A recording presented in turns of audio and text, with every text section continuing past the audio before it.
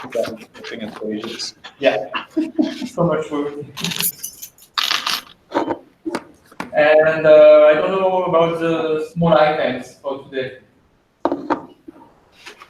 Is there anyone that has a small thing that wants to bring for a minute or two?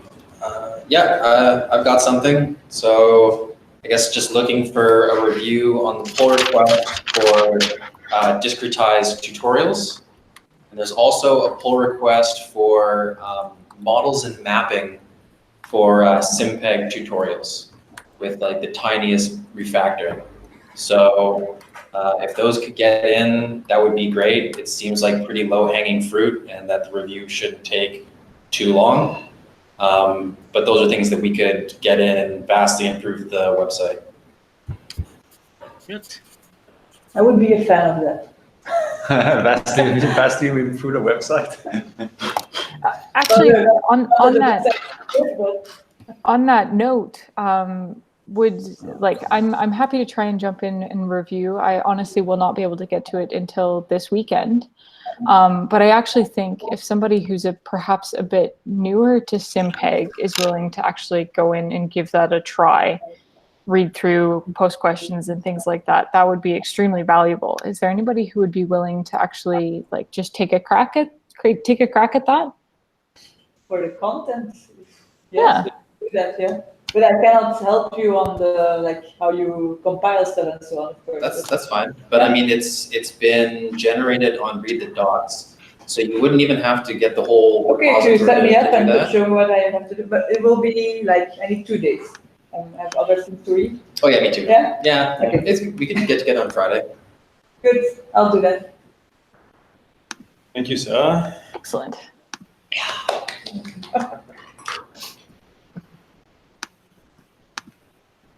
I have a quick update on. So I was at a workshop last week in Paris. It was the Jupyter workshop on dashboarding, and there'll be a blog coming out pretty soon if it's not already out. That gives a bit of an overview. But I wanted to encourage people to check out Voila. I put a link in the notes. Sorry, I don't understand anything. Can you repeat on a workshop on what? On dashboarding. So basically the idea being how do you create interactive interfaces from Jupyter notebooks that are a bit richer or in some actually simpler. So not necessarily showing any of the code. And so I can show you a quick demo if that's of interest. Is that of interest? Yeah. Okay. Saki's interested, so I will do. So yeah, there's 3 different sort of dashboarding solutions that we talked about. There's Dash, which is by Plotly and integrates quite closely with the Plotly ecosystem. There is Panel, which integrates with Bokeh, Dask, a lot of the more Anaconda developed ecosystem. And then there is Voila, which I think is quite natural as a connection to the Jupyter ecosystem and is fairly general. So what I'll show you is just a quick demo of a notebook I put together actually with the groundwater project in mind. So the Geoscientists Without Borders. So I can show you where this is. Let me just share my screen.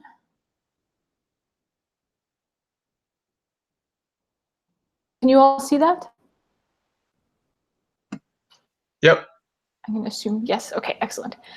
So here, if you go, right now this is just sitting on my GitHub because I was just playing around, but I'm happy to move it over to some of the SimPEG related projects. And right now, I mean, I'll add a README and stuff like that before I do it. But I'll pop this link in the notes. It's under my GitHub. It's gwb/dc/dashboard. So I'll put that here. So what it looks like, if you come there, there's actually just two notebooks right now. There's the DC forward simulation. Actually, I think that's probably the only notebook that's in there. So what I've done is basically set up, it's running a 2D DC simulation, but it's basically, the goal is to think through a 1D inversion down the road. We set it up so we can create a layered Earth model. So here, let's maybe make it 3 layers. And then you can go in and change the resistivity of the middle layer, for example. We can view the currents, see the updated data, that sort of stuff. So that's cool. So that's just a widget that I've created in the notebook. But then what we can actually do is we can run this same thing with Voila. And so what that then looks like is this. And so what you actually see is just it's a web page, right? It just, you don't actually even see that there's you don't see anything related to Jupyter. But here we have the same functionality. So I can go in and change my layers. Let me see if this is still live. Perhaps not. 1 sec.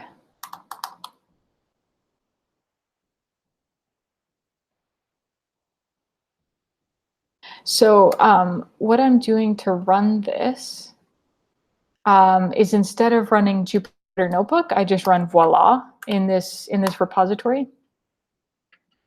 And then it gives you a very simple tree view on the repository. So this is what happens if you run at the repository level. And then we have the same forward simulation notebook that'll render as just a web page. So here, yeah, we again have sort of the same functionality. You can go in and change your model and look at the currents and potentials and things like that.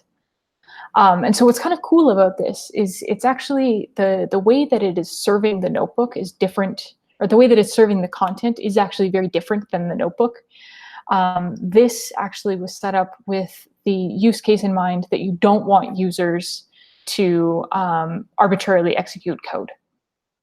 And so in this case, basically all that the user can do is interact with the interface that I gave them and see inputs and outputs from there. Whereas in the notebook, users can actually go in and execute whatever code that they want. So if you want to sort of create like a self-contained app, Voila is a really cool way to do that. The other thing, I'll stop sharing my screen here. Before I keep talking, do people have questions on that, or? I just want to say this looks great, Lindsay. I'm sorry I missed about the last minute or so. I'm not sure what happened, but I'll check it out. Okay. Yeah. So basically, what I just said in the last minute is this is much more like deploying an actual app rather than deploying a notebook, in the sense that users of this cannot send arbitrary code to the server. They are basically restricted to interacting in the way that we've defined.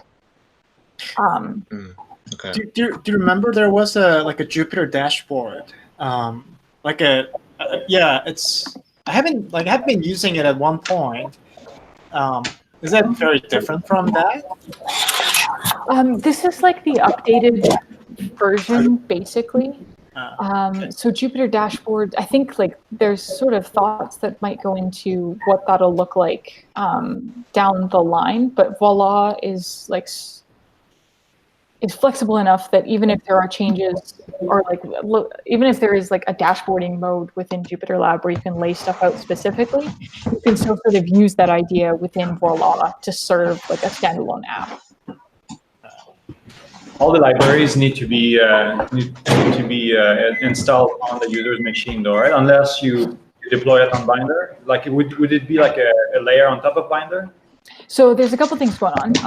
Within Binder, it's not, if you install it directly, you can basically just change the URL path to, instead of /lab, to /voila, and that'll just run if you have it installed. So it's just a matter of changing which path it's pointing to.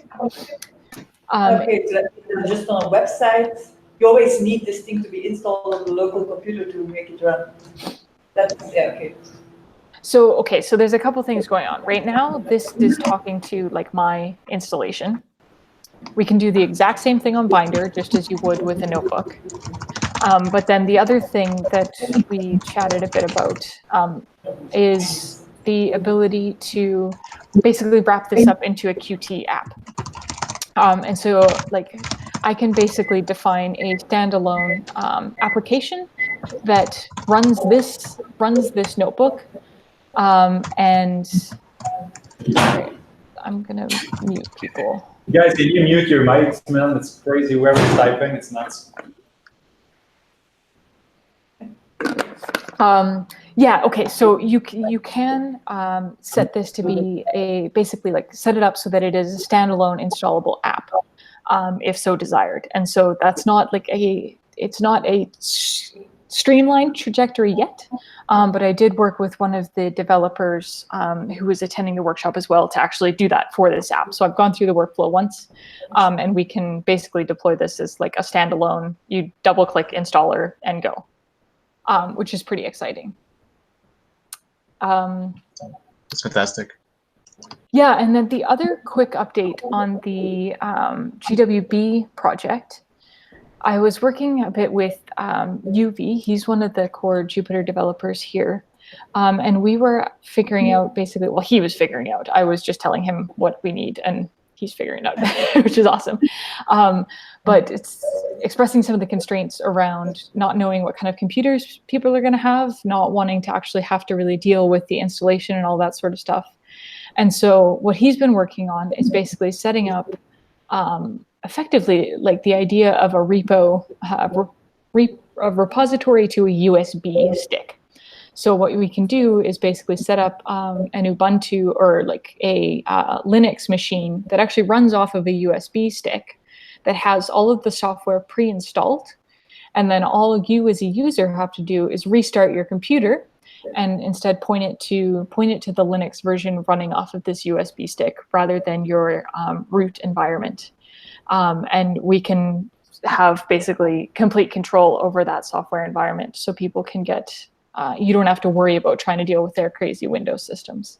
So we still need to test this out, and it's going to take some trial and error to get it all going. But I think it's an exciting trajectory forward for getting software to people. Do you know if it's going to like bypass all the firewalls and because corporate machines are usually pretty locked down? Is it possible for any machine? So I don't think this. I don't think is like a general solution for delivering SimPEG to corporate users or users who are running bigger things. I think we still have to work with them to get stuff around their firewalls. What did you actually run into for problems there, Dom? Was it that like accessing Anaconda was a problem, or like what did you run into there? Yeah, all of it. Either just be able to download from Anaconda, installing things. I get it though. That's more for Kevin, right? Yeah. Like the thing. So we would have to figure out with firewalls. I mean, what we might be able to do is download everything onto a USB stick and then basically plug that in and like install it to your local site packages, which is not what we would do for the GWB project, I don't think. But that could be a more general solution. The other thing is like the next time around, well, we could talk to basically see if they can get their IT to have some stuff in place so that we can actually work with Anaconda.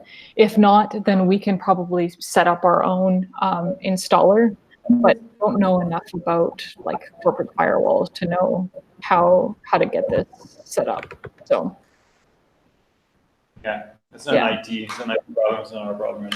Yeah.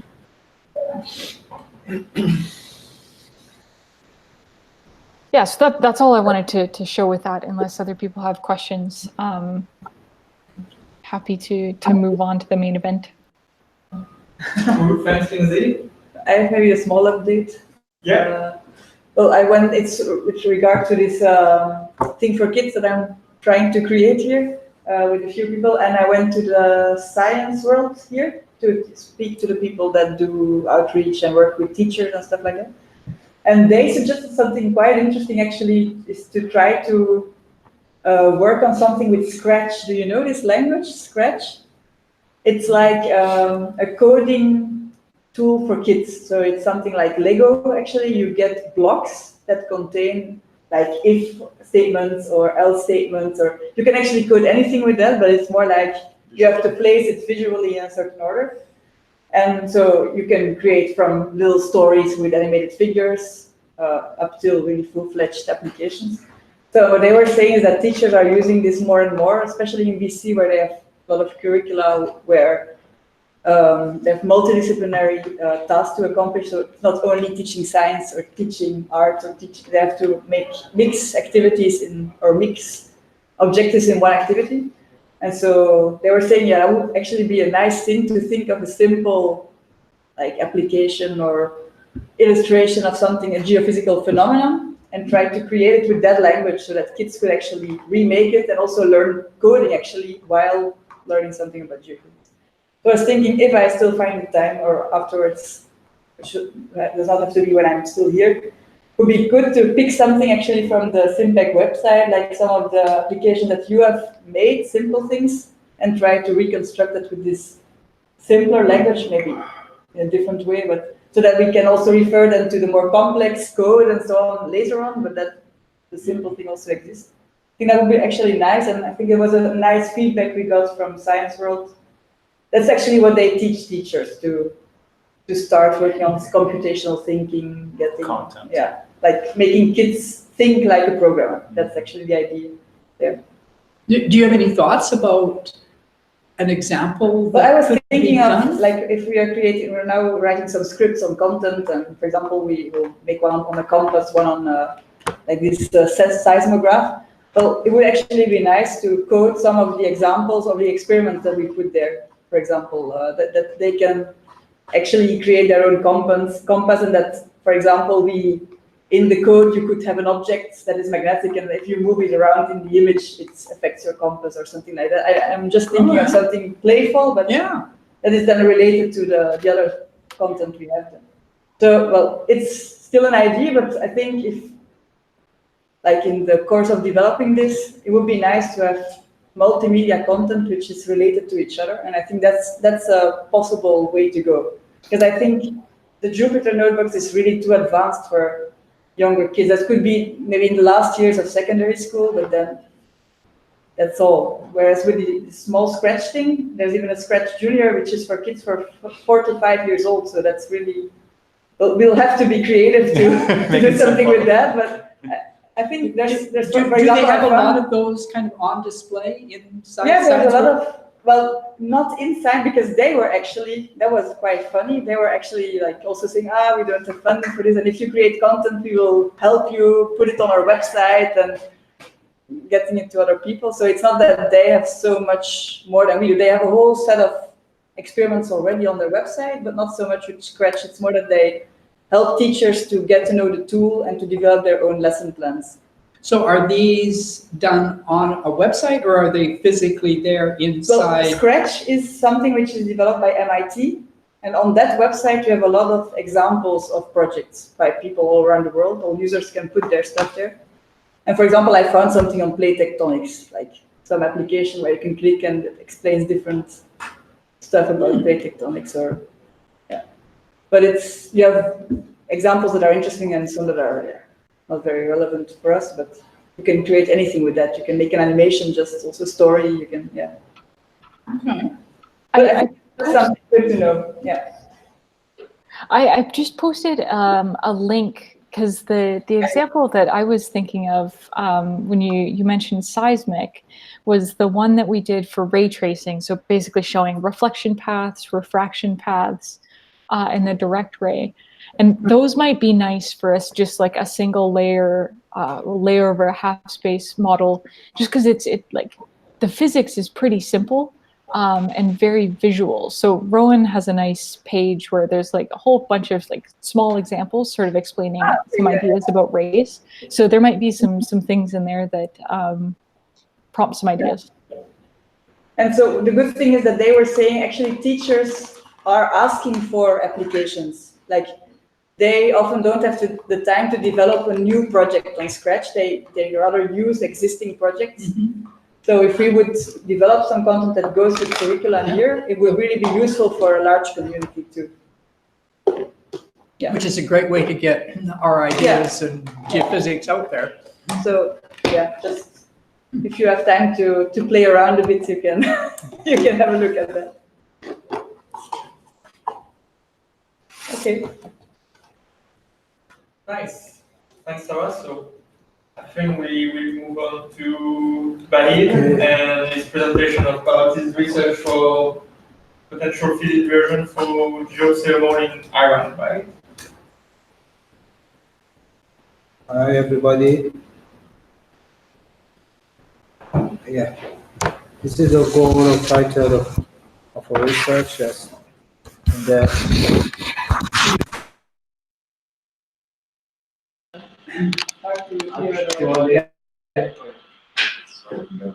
actually our goal is detecting and modeling the geothermal system. I say geothermal system, I mean that all geological features associated with the system, and also the source is the most important part of looking for. So we are actually two goals in the geological features.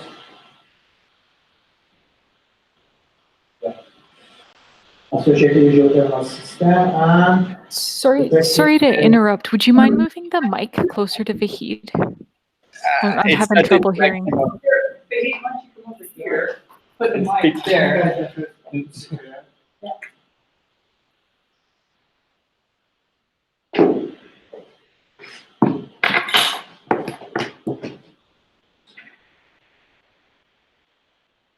okay. Actually, we have two goals in this job.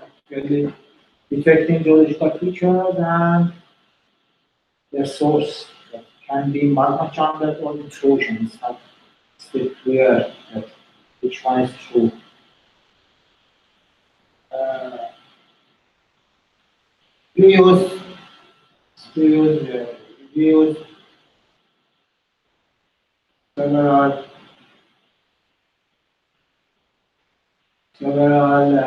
software, SimPEG numbers, software, also in the first approach, I also use GeoSci as the second one. Absolutely all of this was done in SimPEG and Python. You just remind me that last session we had, this is the area that we're interested in. Then it's Mahalat area, it's full of hot spring activities. This is the geology that also we reviewed in my former presentation. Here is the, actually we have a very important fault, Nala fault. This is a cross section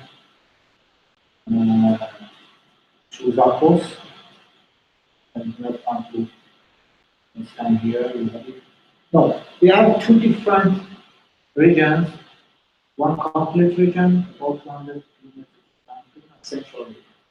In this phase, we just focusing on the central region and we will report our results from the complete region. It means that we have here 200 kilometers to 200 kilometers of complete region. Now, in this session, we just speaking about the central part. It's about 15 kilometers to 20 kilometers. And the spacing is about less than 400, 500 meters. This central part, central region. This is the SRTM extracted terrain area that we used it for the terrain correction. It is the first time that we are using it here. And the resolution of the SRTM is 1 arc-second, so it's very nice for terrain correction because we are actually working in a very rough terrain area, say 90 meters to 90 meters. This is the resolution of this SRTM. We downloaded 6 pictures of this SRTM here, and we opened it. This chief picture. and I will show you the result of opening it.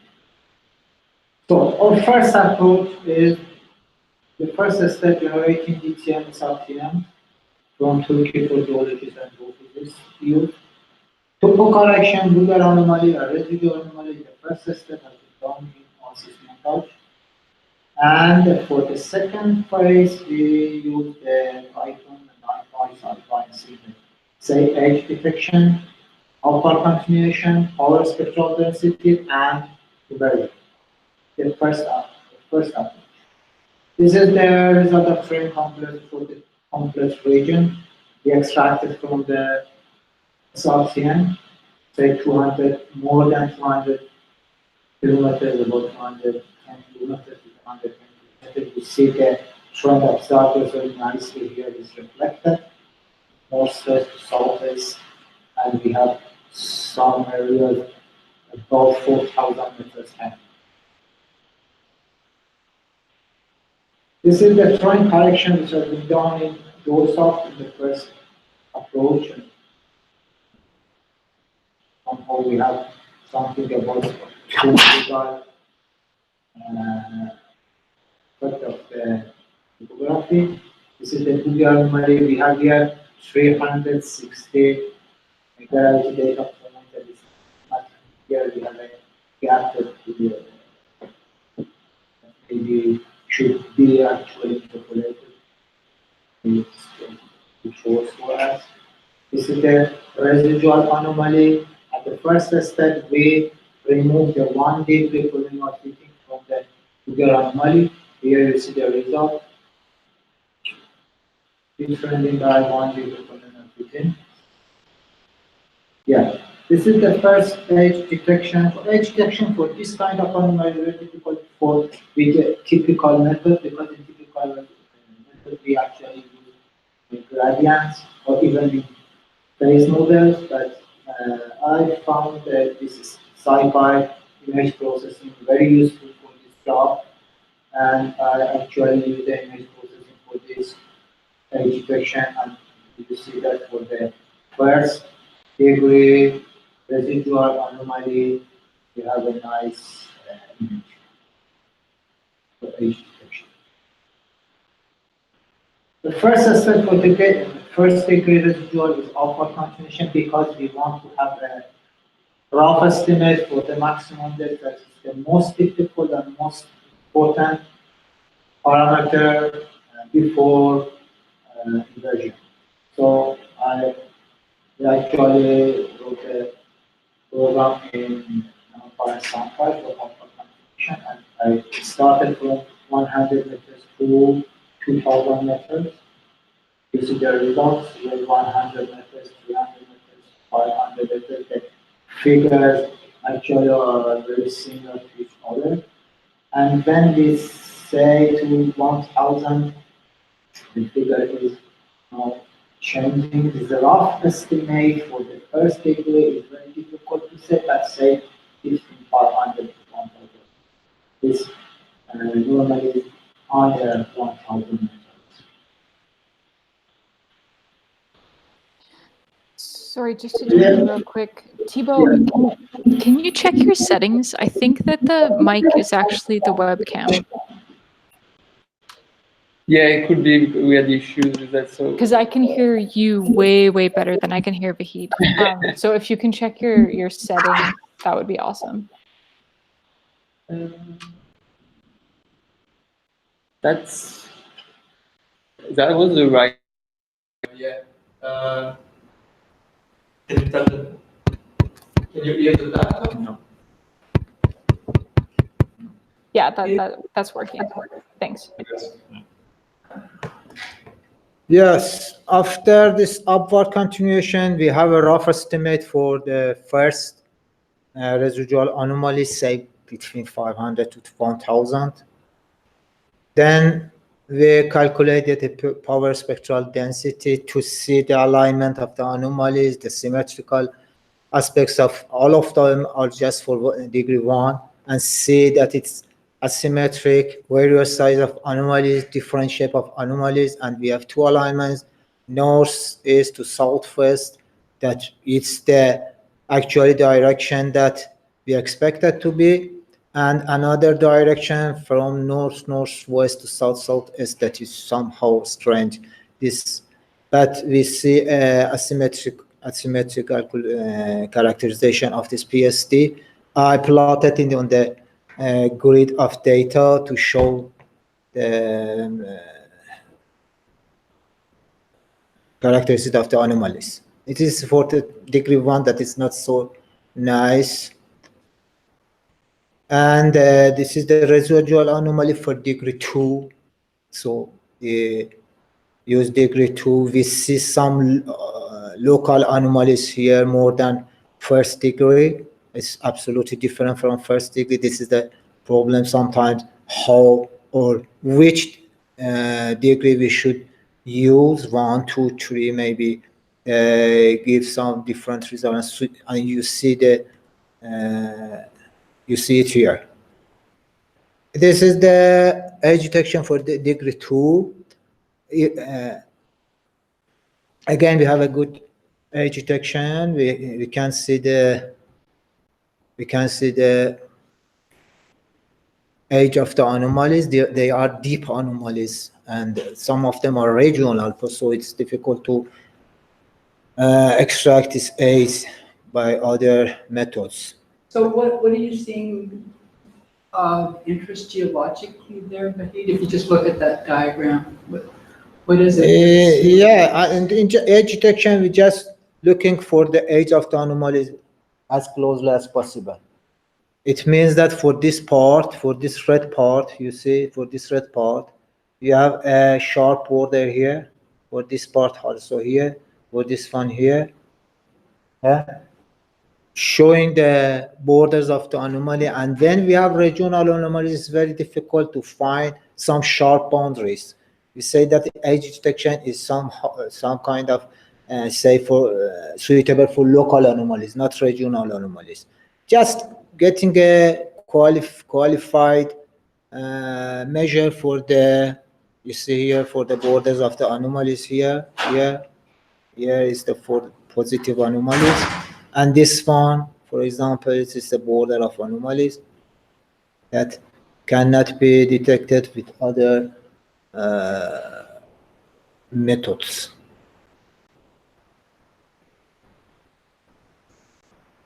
We plotted these anomalies on the topography. We had a magnetic also survey that we didn't do it, but I just got the data and plotted it here. The first plot is topography from SRTM that we use just a window here. This is the topo. Then we have magnetic, and the top is the gravity first degree. We see that the location of the anomaly is very consistent with magnetic. This one magnetic, and this is the core anomaly, positive anomaly, and here under this anomaly we have the magnetic and on topography. It's a good news, but we should say that the depths are consistent or not, that I should say that they are not.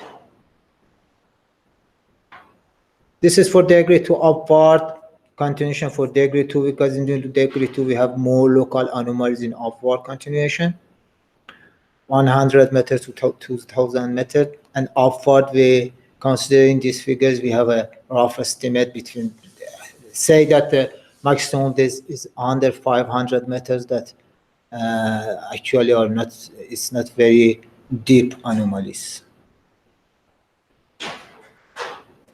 Again, the power spectral density of degree 2 is even more asymmetrical than 1 degree, various sizes, and we just see a very weak alignment in these two directions. So we can say, and we can come to this conclusion from this PSD, that we do not have a sharp or separated anomalies here, and the grid and the size of the anomaly are quite different. from each other, this power spectral density. Of course, we can calculate the depth from this power spectral densities by radial power spectral density. I tried to do it, but I didn't get such good results for the depths using power spectral, averaged radial power spectral density. So, yeah. Now we go to into the inversion step. This is the tree mesh that we use for degree 1. Just I wanted to show you. We selected some points from this maps for the inversion by CKD tree. Selected points are shown here by blue colors on this degree 1 residual anomaly. These are the results of the inversion for the degree 1, and we see some anomalies up to say high 800, 900 meters, that considering the height of the topography is something less than 700, 800, something like that. Depths is not too high. Even for the first degree that we expected some deeper anomalies. I showed here 6 slices.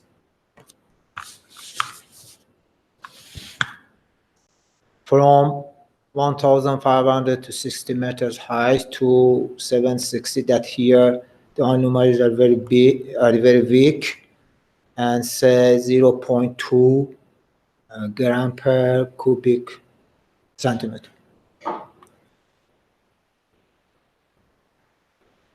Using this first degree, we actually made 2 cross section that is not so very nice, because we see the extension of this positive and negative anomalies here, and it's not so satisfying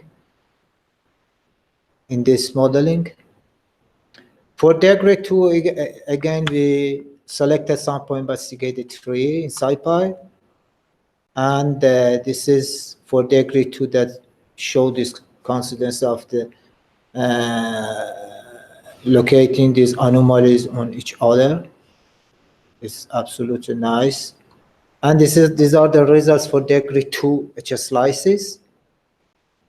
The maximum height is less than 1,000, let's say about 1,000 meter from this height to this one that is showing here. And again, for degree 2, the modeling results are not so satisfying, because you see here the extension of this anomaly is not such good results for modeling by these anomalies. Now, we go to the second step, second approach that is more important for us, because from the first free air anomaly to the inversion, just we use the Python, NumPy, SciPy, and SimPEG without using any other software like GeoSci or something like that. So our input to our codes is free air anomaly, that actually is the raw gravity data that made some correction, like say drift correction and free air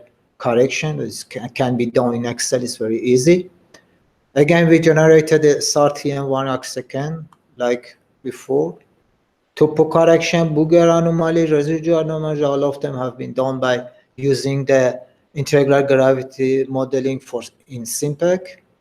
And the other steps, age detection, upward continuation, power spectral, the same version, all of them in Python and SimPEG. So from the first, we are in Python and SimPEG.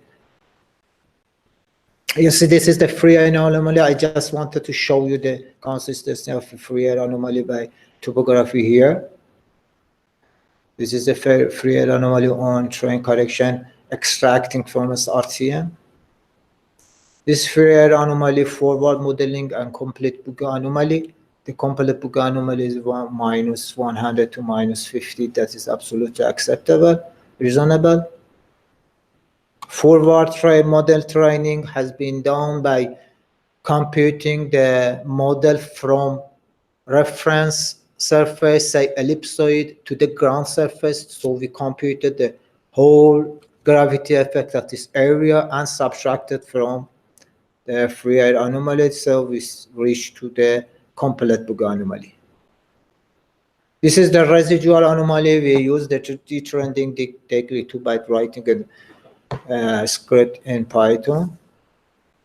So we see here is the upgam area full of hot spring activities. We have negative as is expected, nice. Here is a village, say Jorge village, that is also an region full of these activities. A lot of springs are here. This is a new anomaly that we detected here. It's not been reported up to now. Maybe it can be a fault. I don't know. It should be expected or investigated more. And this is the positive region that can be somehow associated or related to the source of the geothermal. But in this small area, it's difficult to speak about the source. Just we have some traces of it here. This is again the age detection. You see the age detection is very nicely detected here. This is the negative region. This is the positive regions here. Their borders are distinctly can be seen here also.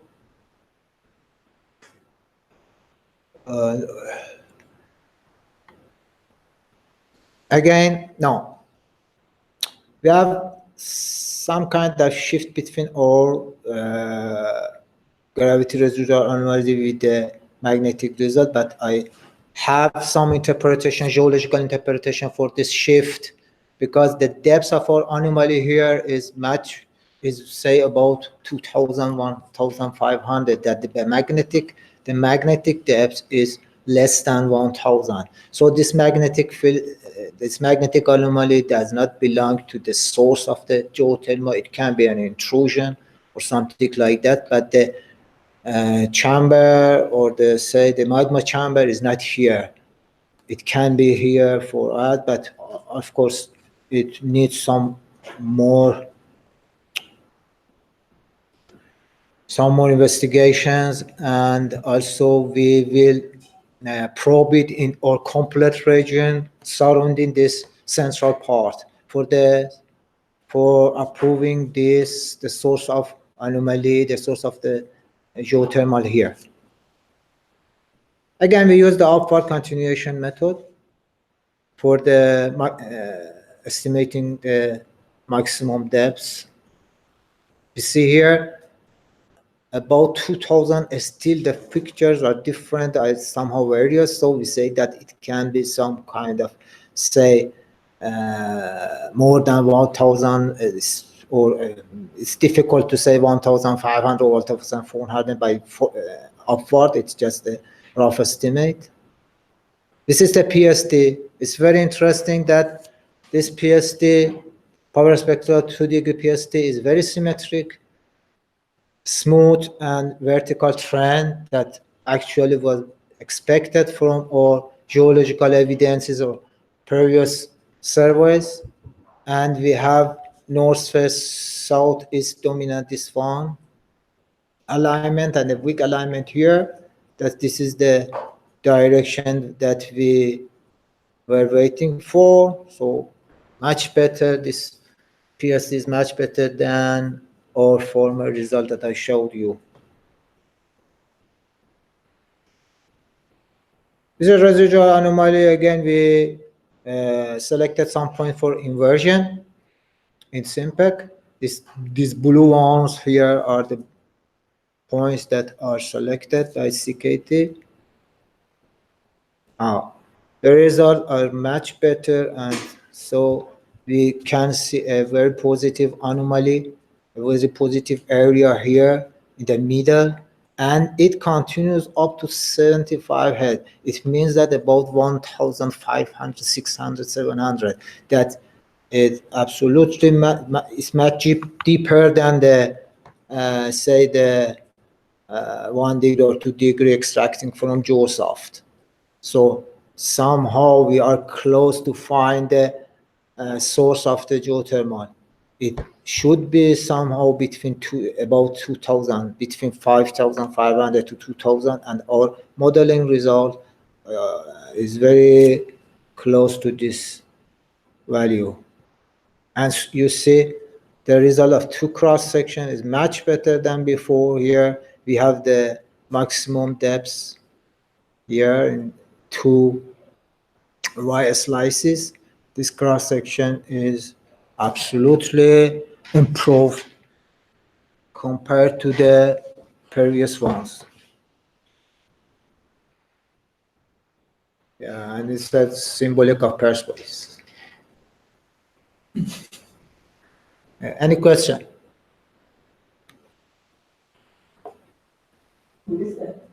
It's Farwahar. It's a symbol of Persepolis. Just explaining the different parts of this symbol. Some important Persian. Yeah, it's an ancient Persian, about 2,000, 3,000 years ago. Vahid, you said that there was like a processing step where you mentioned detrending. That Yes. It's like a regional removal. Is that correct? Yes, yes. I just kind of, in general, what are the state of art in terms of regional removal? So it seems like what you're doing, you use some sort of function that you can assume smooth, and like basically fit that and then subtract it. Is that what you're doing? Yeah, yeah. So is that the state of art? And what's Yeah, there are many different methods to delete the regional effects in gravity. One of the most popular ones is fitting the polynomials, one polynomial, say 1 degree or 2 degree or 3 degree, to the Booger anomaly, and actually finding the best shape and subtracting from the Booger anomaly. Right. This is very popular, but there are many other methods, for example, with upward continuing and subtracting from Booger anomaly, with getting derivative subtracting, extracting one area from the area that Doug and his colleague published a paper in magnetic. I tried it, but it somehow you should have a concentrated anomaly to extract from the grid. That this is not our case. That we have very scattered anomalies in different parts. So that if we want to extract these cubes, they all have to be extracted. So we used polynomial fitting with 1 degree and 2 degree, and it's actually very easy. You can calculate it by using polynomial module in SciPy and then subtracting from the complete anomaly. Okay. I went to a conference, and it's there's some work done for, let's say, inverting for entire Earth. And one of their motivation was actually helping the regional removal in a much larger sense. Yeah. Let's say if you have a global density model, is that do you think that's actually better to use the types of global to subtract regional? Is that it's always kind of a little bit scary, because that regional, sometimes the value of the regional is really big, right, compared to your anomaly. Like, it could be, right? Sometimes. I'm not sure. Maybe not. That's not always the case. Suppose that's the case, and simply subtracting it, it wasn't it was kind of always bugging me. Is that really okay or not? Just a comment. Yeah, I saw this. Dom actually when came back gave me this link. I even downloaded one, two, three of his picture actually, and I I can show you one of the pictures. It's not as accurate as all methods. I say that these DTMs or this train correction have some kind of frequency in central of Iran that is very weird for me. How can I come out of this? Yeah. What did you see, Sai? Can you elaborate on what you saw at the conference? I can send you later. I think that's when we were in Argentina. One of the lecturer named Juan Alfonso. He's working on a tectonic scale. So yeah, he actually did the like a Earth scale gravity inversion. I think he was assuming like a 3 layers or something like that, and then inverting for actually the Earth. So one of their motivation was actually having a model, and then one of the application they were having in mind using like some sort of regional removal for like a local scale analysis. So yeah, I think I can dig it up and send you his paper. Yeah, that'd be great. This is one of the pictures from the site for the global. It's north 30 east and 45 is somehow very close to our area. Actually overlapping one kind of you see the residual topographic gravity in milligal. Right. Yeah, and you see it says 45 to 45, 20 to 45 to 46 is east of our area, but I don't know, but it should be probed more than this frequency here is very weird for me. I don't know what's the reason of this kind of topographical residual gravity. What does it mean actually? Yeah. Yeah, what does it's some kind of like waves in ocean. I don't know. I can't judge it. I just should put more.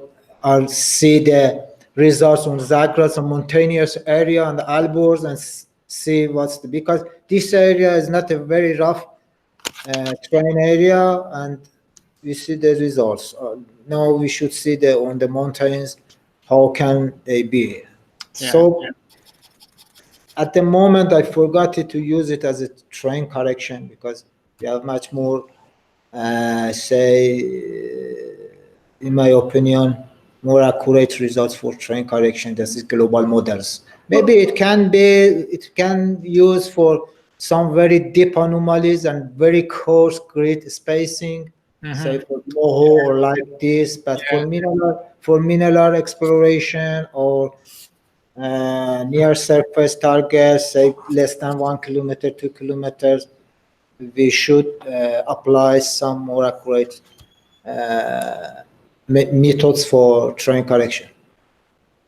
What happened to the plan to calculate our own terrain corrections? Planted? Well, I thought the goal was to get a good terrain model and then just compute what the terrain correction would be. How did that proceed? Yeah, the main advantage of our job is that we use the very fine detail in a large area. Oh, so you did? Yeah, this is SRTM. This is the picture. So we actually have a routine that we extracted. You did the terrain correction from that particular. Yes. We extracted 6 pictures from SRTM with 1 arc-second resolution. It means that 90 meters to 90 meters. And then how did you compute? We used it, How did you compute then the gravitational correction from that? Yeah, I showed you two different approaches. In one approach, I used the GeoSci terrain correction. In second approach, we modeled the terrain between reference surface, ellipsoid, computed the gravity effect of the ground. From surface, ground surface to the ellipsoid. And then, All areas. So it actually includes plate boogie anomaly and train anomaly. Both of them. In our second approach.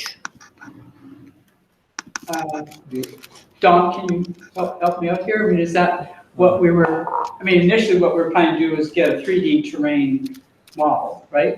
And then you apply a density to that. And then, at each particular location, you compute what the gravitational field is at that point. Yeah, so that's what Vahid attempted to do. Maybe you can go back to that slide, Vahid. Which one?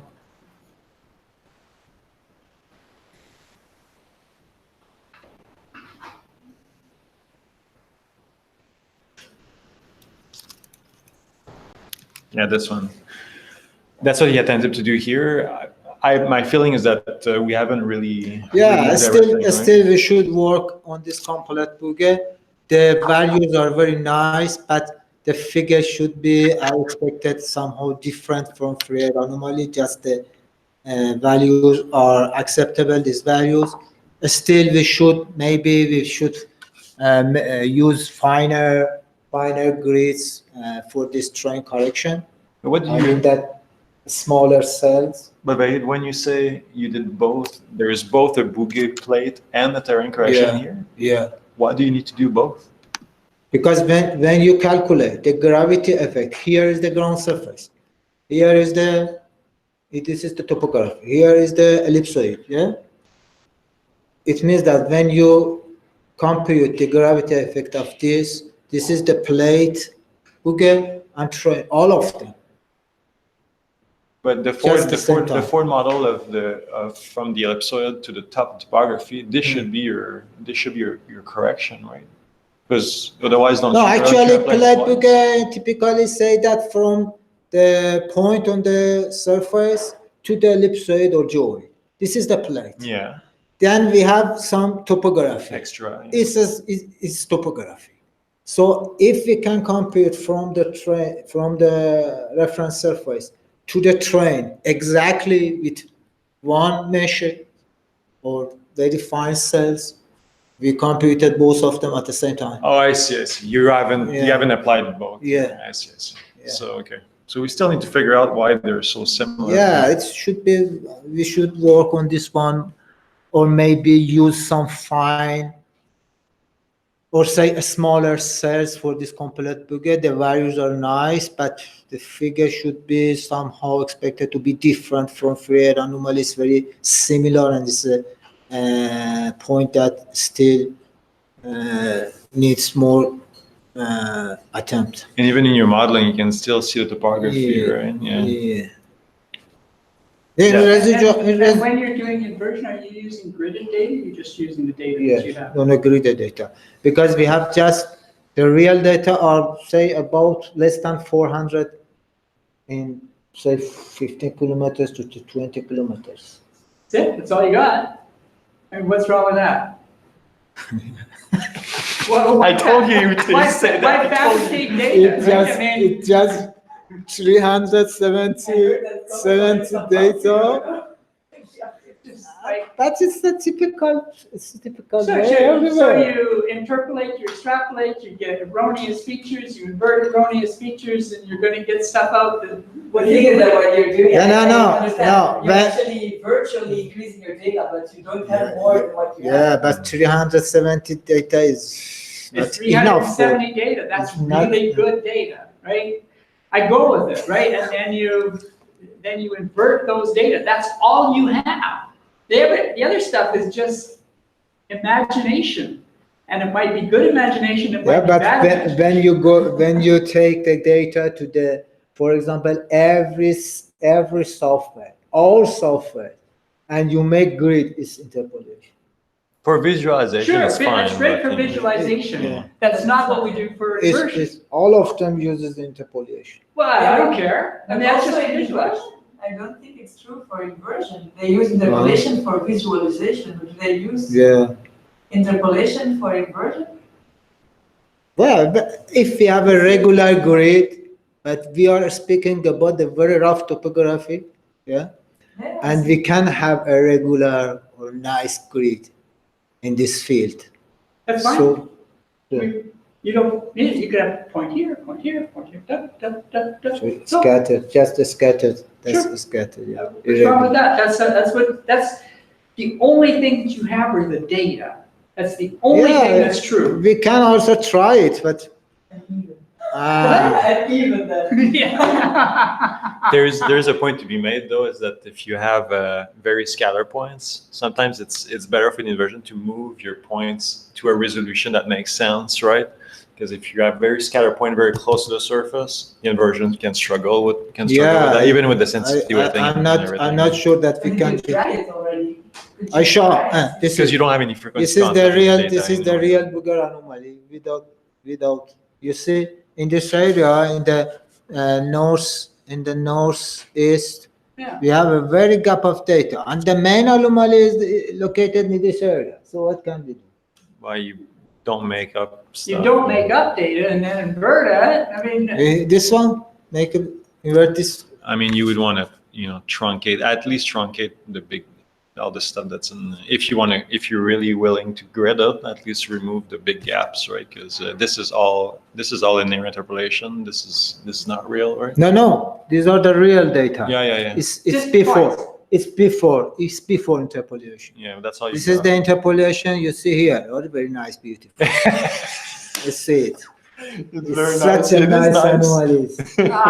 But you see here, how can I invert this anomaly? You see, just a half of the map is anomaly. It's a positive anomaly in the border, and very vast area, not localization, nothing. So I'm sure that in inversion we cannot get result from this. well, you get a very nice result. Where you have no data, it's just going to be very bland and flat. And why not that? Yeah. You're still going to get a 3D model, but it's just that For the real wherever one, you don't have data, it's just going to be really flat. But you're not going to be forcing erroneous features in there because you've done an interpolation of the data and you're going to try to fit those interpolated data. yeah, we can try it using the this. I think we have done this once. But I think we Yeah. can improve it if we move the data, if we upward continue the points, so that they're not so close to the surface. That's fine because you don't have any frequency content in this anyway, right? Your lines are like 500 meters apart, so you can upward continue 200 meters. It's still going to be the same information, pretty much. That's a possibility if you want to improve the inversion. You can be able to deal with coarser cells vertically, and then. Yeah, we can try. And and going back and doing as best you can on that terrain correction. Yeah, I think the terrain correction is a crucial step here, and so do the terrain correction, and then if you want, then we upward continue data, get an equivalent surface, upward continue data. But actually, if you do a terrain correction. Yeah, that's right. Then even if you're close, then even if you're close, you're fine. I mean, why do we need to go up, right? Just do a good job of the terrain correction, convert it. I think I mean, we're still sensitive to the geometry of the problem. Making the anomalies smoother if you upward it. Yeah, but you don't have very high frequency content in your data. Yeah, I say this is regional. It's a bad thing that is. Like, what's the shortest wavelength? What I suggest we do to kind of convince the heat this is a reasonable thing to do is to go to a small synthetic. Oh yeah, let's make a synthetic. There you know what's there. Take those same data locations. Take the same data locations. Put in something that you think that you know. So it's on a topographic surface, and put a block in there. Do a terrain correction. See if you get what you'd expect just from the block. So that's already telling you something. And then you just go ahead and invert those data, without interpolating. Then you do the same thing, interpolating. Take a polynomial make a different background, do all the crazy things that people do, right? Get all these crazy wrong data, invert them, and then see what you got, right? And then eventually you come back and say, ah, maybe we should It's do a this. professional way. I told you. Yeah, I know. If we have real data and we can invert, it's much better. But we have a lack of. We'll make a synthetic. We'll make a synthetic. Huh? You can do a synthetic. We'll make a synthetic. We'll use your topography and we'll just put a block in there and we'll form model everything at the 2.7 background with whatever contrast that you want. And then you can go at it and then we'll see what happens. You have a synthetic model that you know, which is simple, and then you can test your approach. Yeah. It would actually be even a nice That's a nice paper. of your paper, because you could include both synthetic and real data to show that your approach is Yes, also working. synthetic is most of, actually for approving the ability of the codes. That's right. Well, I mean, to the Yeah. process as well, right? The code, I mean the inversion code. Yeah. No, the process of it, because we're going to forward model data. The process we just, for train correction also is Right. it's a good test. And the polynomial detrending, like I said. And the paraspectra, all that, right? You could refire the entire process on synthetic. Okay, so So much work. I should be here 1 year more. All of you doing all of it. That's why I'm still on this first stupid We're gonna wrap up. I'm also doing the See you guys. Thank you very much. Okay, bye guys. See you. Bye, Thanks, thank Fahid. Thank you. Sideway bye-byes. Dom will be down in a couple minutes. What do you want to work on?